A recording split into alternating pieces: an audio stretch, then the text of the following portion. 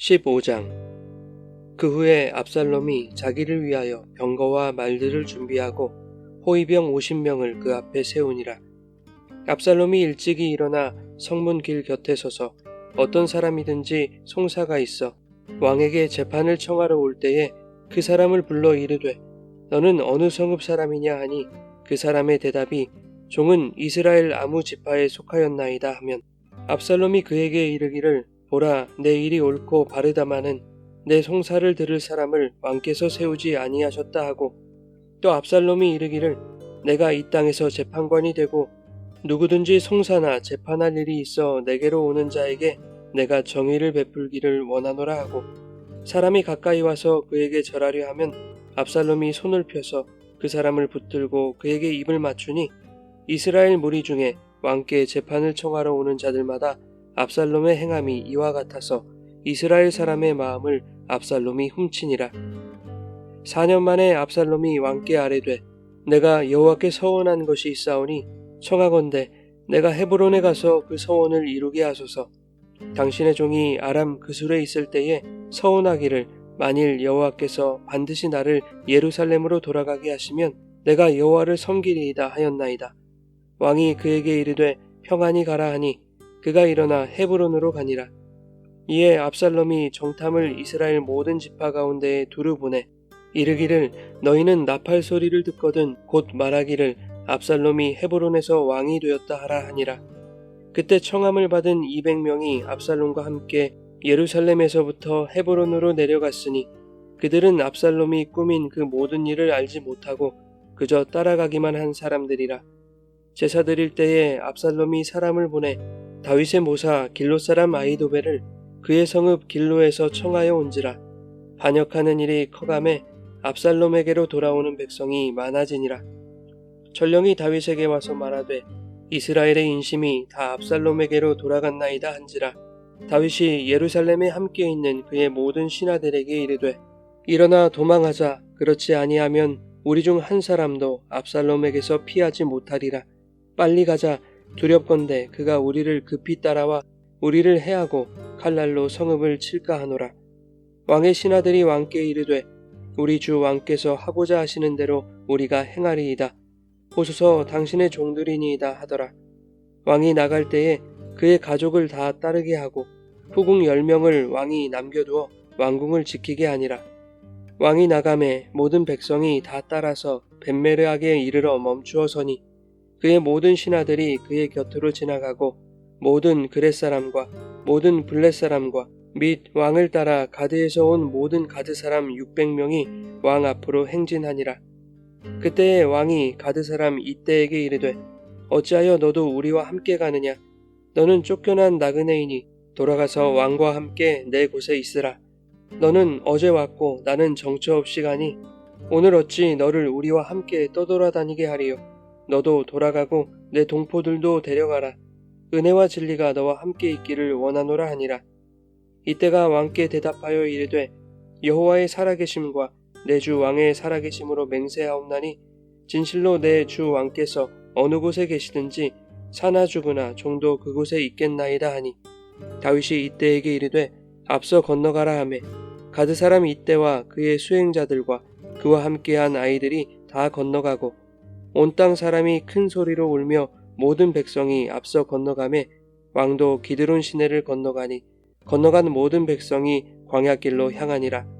보라, 사독과 그와 함께한 모든 레위 사람도 하나님의 언약궤를 메어다가 하나님의 궤를 내려놓고 아비아달도 올라와서 모든 백성이 성에서 나오기를 기다리도다. 왕이 사독에게 이르되 보라, 하나님의 궤를 성읍으로 도로 메어가라. 만일 내가 여호와 앞에서 은혜를 입으면 도로 나를 인도하사 내게 그 궤와 그 계신대를 보이시리라. 그러나 그가 이와 같이 말씀하시기를 내가 너를 기뻐하지 아니한다 하시면 종이 여기 있사오니 선히 여기시는 대로 내게 행하시옵소서 하리라. 왕이 또 제사장 사독에게 이르되 내가 선견자가 아니냐? 너는 너희의 두 아들 곧 내 아들 아히마아스와 아비아달의 아들 요나단을 데리고 평안히 성읍으로 돌아가라. 너희에게서 내게 알리는 소식이 올 때까지 내가 광야 나루토에서 기다리리라 하니라. 사독과 아비아달이 하나님의 궤를 예루살렘으로 도로 메어다 놓고 거기 머물러 있으니라. 다윗이 감람산 길로 올라갈 때에 그의 머리를 그가 가리고 맨발로 울며 가고 그와 함께 가는 모든 백성들도 각각 자기의 머리를 가리고 울며 올라가니라. 어떤 사람이 다윗에게 알리되 압살롬과 함께 모반한 자들 가운데 아히도벨이 있나이다 하니 다윗이 이르되 여호와여 원하옵건대 아히도벨의 모략을 어리석게 하옵소서 하니라. 다윗이 하나님을 경배하는 마루턱에 이를 때에 아렉 사람 후세가 옷을 찢고 흙을 머리에 덮어쓰고 다윗을 맞으러 온지라. 다윗이 그에게 이르되 내가 만일 나와 함께 나아가면 내게 누를 끼치리라. 그러나 네가 만일 성읍으로 돌아가서 압살롬에게 말하기를 왕이여 내가 왕의 종이니이다. 전에는 내가 왕의 아버지의 종이었더니 이제는 내가 왕의 종이니이다 하면 네가 나를 위하여 아히도벨의 모략을 패하게 하리라. 사독과 아비아달 두 제사장이 너와 함께 거기 있지 아니하냐. 네가 왕의 공중에서 무엇을 듣든지 사독과 아비아달 두 제사장에게 알리라. 그들의 두 아들 곧 사독의 아히마아스와 아비아달의 요나단이 그들과 함께 거기 있나니 너희가 듣는 모든 것을 그들 편에 내게 소식을 알릴지니라 하는지라. 다윗의 친구 후세가 곧 성읍으로 들어가고 압살롬도 예루살렘으로 들어갔더라.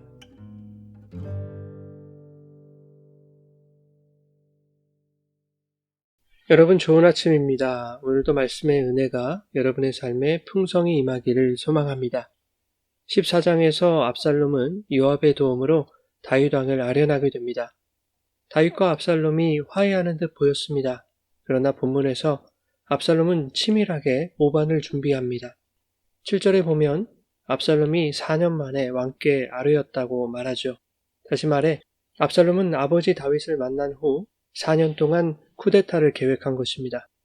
아버지와의 만남 이후 화해 국면으로 발전할 것 같지 않다고 판단했던 것입니다. 오히려 후계자 서열에서 밀려났음을 직감한 것이죠. 그래서 자기 힘으로 왕의 자리를 찬탈해야겠다고 결심한 것입니다. 여동생 다말을 겁탈한 암몬을 죽이기 위해 2년 동안 칼을 갈아 마침내 복수에 성공했던 이력만큼이나 4년 동안 준비한 쿠데타는 얼마나 철두철미하게 계획했을지 오늘 본문에서 여실히 나타납니다. 1절에 보면 압살롬은 다윗 왕을 아련한 후에 자기를 위하여 병거와 말들을 준비하고 호위병 50명을 세웠다고 말합니다. 군사력을 확보하기 시작한 것입니다. 쿠데타를 일으키기 위해서는 군사력 확보가 필수이기 때문입니다. 그러나 군사력만 가지고는 반역을 일으키기 어렵습니다. 확실한 명분이 있어야만 쿠데타가 아닌 정당한 왕위 계승으로 포장할 수 있는 것이죠. 그래서 압살롬은 백성들의 마음을 사기 시작합니다. 백성들의 지지를 얻기 위해 소송에 관여하는 것이죠. 성문 곁에 서 있다가 왕에게 재판을 청하러 가는 자들을 불러 세우고 누구든지 송사나 재판을 위해 자신에게 오는 자에게 정의를 베풀겠노라고 약속할 뿐만 아니라 그 사람에게 손을 펴서 격려하고 입을 맞추는 등 인간적인 친분과 겸손한 모습으로 사람들에게 호감을 얻습니다. 6절에는 압살롬이 이스라엘 사람의 마음을 훔쳤다라고 말하고 있죠. 압살롬이 백성의 마음을 훔친 것은 다윗에게 치명타였습니다. 13절에 보면 다윗이 예루살렘에서 도망을 결심하게 된 이유가 이스라엘의 인심이 다 압살롬에게로 돌아갔기 때문이라고 말합니다. 압살롬은 전략도 치밀하게 세웠습니다. 다윗에게 헤브론으로 보내달라고 청하죠. 거기서 과거에 서운한 것을 행하여 여호와를 섬기겠다는 것입니다. 왕위 찬탈을 위해 여호와를 이용한 것이죠. 다윗은 압살롬이 헤브론으로 가는 것을 허락합니다. 그러나 압살롬은 자신의 계획을 알지 못하는 유력자 200명과 다윗의 모사였던 아히도벨까지 포섭하여 함께 헤브론으로 향합니다. 또한 이스라엘 모든 지파 가운데 사람들을 심어서 나팔 소리를 듣거든 압살롬이 헤브론에서 왕이 되었다 이렇게 전파하도록 합니다. 이 나팔 소리는 백성들로 하여금 새로운 왕의 등극 소식을 신뢰하도록 할 것이고 200명이나 되는 유력자들은 이미 압살롬과 함께 있기 때문에 이 유언비어를 막을 수도 없게 되는 것입니다.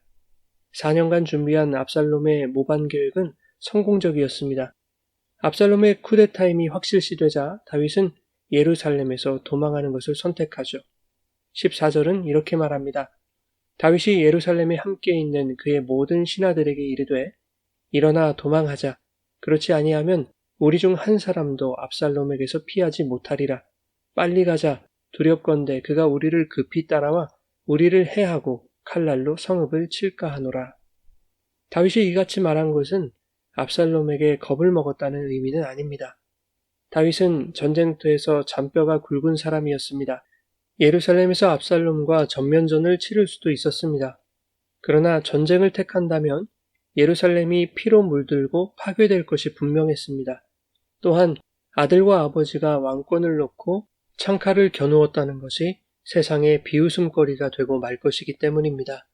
하지만 다윗이 예루살렘에서 떠나기로 마음먹은 가장 핵심적인 이유는 이 모든 사태가 과거 자신이 밧세바를 범하고 우리아를 죽였던 일로부터 시작된 것임을 깨달았기 때문입니다.